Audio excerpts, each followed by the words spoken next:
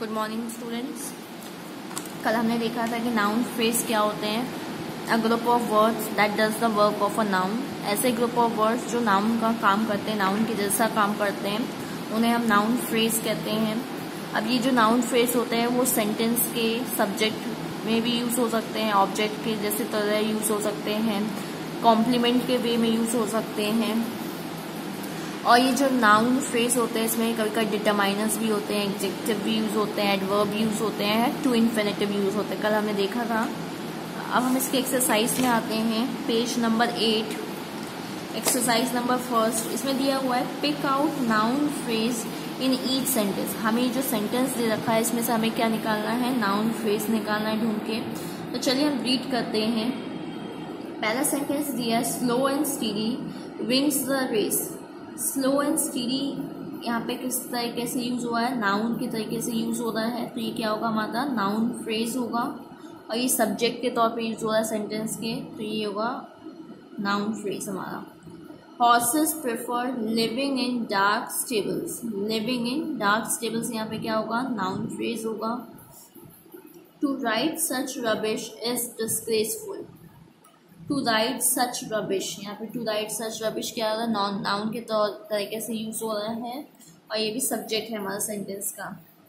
Have you ever tried climbing a hill. Climbing a hill ये होगा noun phrase और ये ऑब्जेक्ट के तौर पे यूज हो रहा है। My father wishes to see the principal. तो टू सी द प्रिंसिपल यहाँ पे क्या होगा, नाउन फ्रेज होगा। You are doing such a thing surprises me. You're doing such a thing यहाँ पे क्या होगा, नाउन फ्रेजेस होगा। Raman refuse to answer any question. To answer any question यहाँ पे क्या होगा, नाउन फ्रेज होगा। Why do you like visiting such a man। Visiting such a man यहाँ पे नाउन फ्रेज होगा। My brother would hate to do such a thing। तो do such a thing क्या होगा, नाउन फ्रेज होगा। He dislikes punishing his servant। यहाँ पे punishing his servant क्या होगा, नाउन फ्रेज होगा। Working on Sunday gives me know pleasure. तो यहाँ पे वर्किंग ऑन संडे क्या होगा, नाउन फ्रेज होगा। And honest is the noblest work of the God. तो यहाँ पे देखिए दो हो सकते हैं नाउन फ्रेज। यहाँ पे आप एन ऑनेस्ट मैन को कर सकते हैं या दूसरा ऑप्शन है the noblest work of God. Thinking good thoughts result in good actions. तो थिंकिंग गुड थॉट्स क्या होगा, यहाँ पे नाउन फ्रेज होगा। The wicked minister loves getting people into trouble. तो यहाँ पे भी दो वर्ड्स हो सकते हैं। द विकेड मिनिस्टर आप यूज कर सकते हैं नाउन फ्रेज के तौर पे, या दूसरा हो सकता है getting people into trouble. The poor debtor intended to pay every penny to the money lender. तो यहाँ पे पुअर डेप्टर क्या होगा, नाउन फ्रेज। इसको आप कर सकते हैं, नहीं तो यहाँ यूज कर सकते हैं to pay back every penny to the money lender. तो ये आपके नाउन फ्रेज थे। अब नेक्स्ट एक्सरसाइज देखते हैं। Complete each sentence using a noun phrase. मतलब हमें यहाँ पे सेंटेंस कंप्लीट करने हैं नाउन फ्रेज यूज करके। ये आपके अलग अलग भी हो सकते हैं। I dislike dash. I dislike telling lies. I promise dash to work.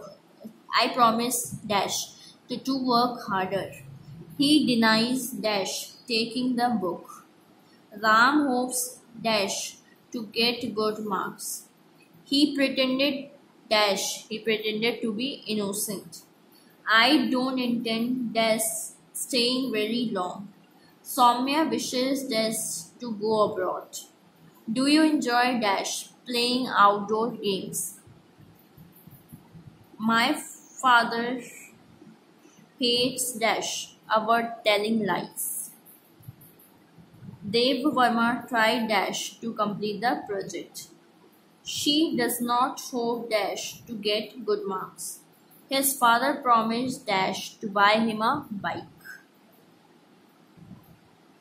Dash is not easy flying a plane. Dash delights me helping others. Dash surprised my mother, my telling lies.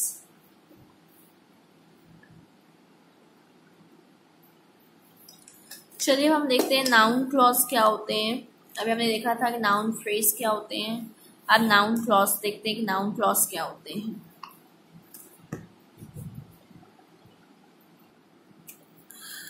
A noun clause is a group of words which contain a subject and a predicate of its own and does the work of a noun। पहली बात हमें पता है कि clause क्या होते हैं, group of words होते हैं जिनके खुद के सब्जेक्ट्स होते हैं और प्रेडिकेट्स होते हैं। तो नाउन क्लॉज क्या होगा, ऐसे ग्रुप ऑफ वर्ड्स जिनके खुद के सब्जेक्ट हो और प्रेडिकेट हो और वो किसका काम करते हो, नाउन के जैसा काम करते हो। Look at the group of words italicized in the following sentences. I expect to get a prize. Expect what? To get a prize। मतलब उसने क्या एक्सपेक्ट किया था कि वो प्राइज जीतेगी। I expect that I shall get a prize। Expect what? I shall get a prize में वही बताया गया है कि वो प्राइज जीतने का सोची थी या एक्सपेक्ट की थी। That you have come pleases me। What pleases you? कि आपका आना मुझे अच्छा लगा। The first group of words to get a prize does not contain a subject and a predicate of its own। देखिए, to get a prize में कहीं आपको सब्जेक्ट और प्रेडिकेट नजर नहीं आ रहा है, तो इट इज देयरफॉर फ्रेज। ये क्या है, एक तरीके से फ्रेज है। This phrase is the object of the verb. और ये क्या है, ये एक सेंटेंस का ऑब्जेक्ट के तौर पे यूज हो रहा है। It is therefore phrase and this phrase is the object of a verb accept. यहाँ पे वर्ब क्या यूज हुआ है, accept. And hence does the work of a noun. To get a prize, get a prize क्या है यहाँ पे, एज अ नाउन यूज हुआ है, तो ये क्या होगा, नाउन फ्रेज है।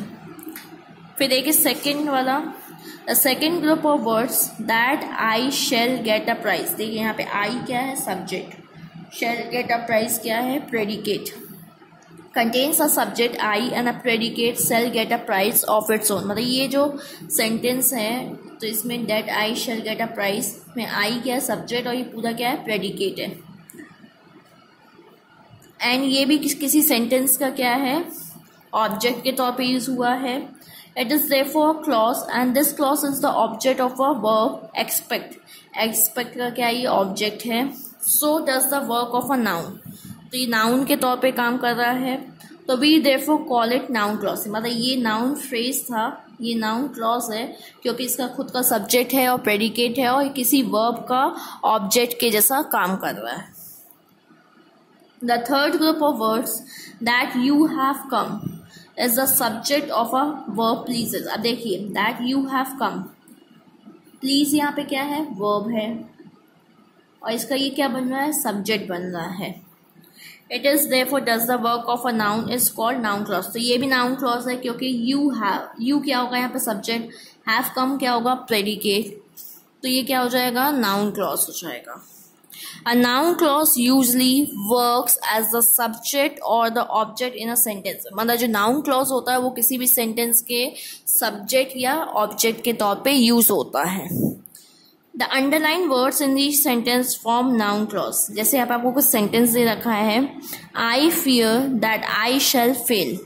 that I shall fail, I यहाँ क्या है, सब्जेक्ट, shall fail क्या है, प्रेडिकेट, लेकिन fear क्या है यहाँ पे, वर्ब। तो fear का ये क्या बन रहा है, ये पूरा पार्ट ऑब्जेक्ट बन रहा है। I hope that I shall get a prize। hope क्या है यहाँ पे, वर्ब है। that I shall get a prize, I क्या है यहाँ पे, subject, shall get a prize predicate, और ये भी hope का क्या बन रहा है, ऑब्जेक्ट बन रहा है। that you had spoiled the game, annoyed me, annoyed यहाँ पे क्या है, वर्ब है। you क्या है यहाँ पे, subject, have spoiled the game क्या है यहाँ पे, प्रेडिकेट, और ये सेंटेंस का क्या बन रहा है, सब्जेक्ट बन रहा है। no one knows why she has come here। तो देखिए यहाँ पे knows क्या है, verb, why she has come here, she क्या है यहाँ पे, सब्जेक्ट, और ये क्या है, प्रेडिकेट, तो ये सेंटेंस का क्या है, एक तरीके का ऑब्जेक्ट है। That you should say this is very strange. Strange यहाँ पे क्या है, वर्ब है। यू क्या है, सब्जेक्ट, शुड से दिस क्या है यहाँ पे, प्रेडिकेट, और ये सेंटेंस का क्या बन रहा है, सब्जेक्ट बन रहा है। तो ये क्या है, नाउन क्लॉज के आपको कुछ एग्जाम्पल दिए हुए थे। एक्सरसाइज हम नेक्स्ट डे देखेंगे। Thank you.